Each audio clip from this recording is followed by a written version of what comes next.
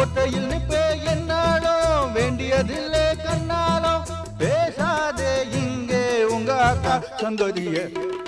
உன்ன புத்தட்டு புல்லாக்கு வாங்கி தரே ரசைய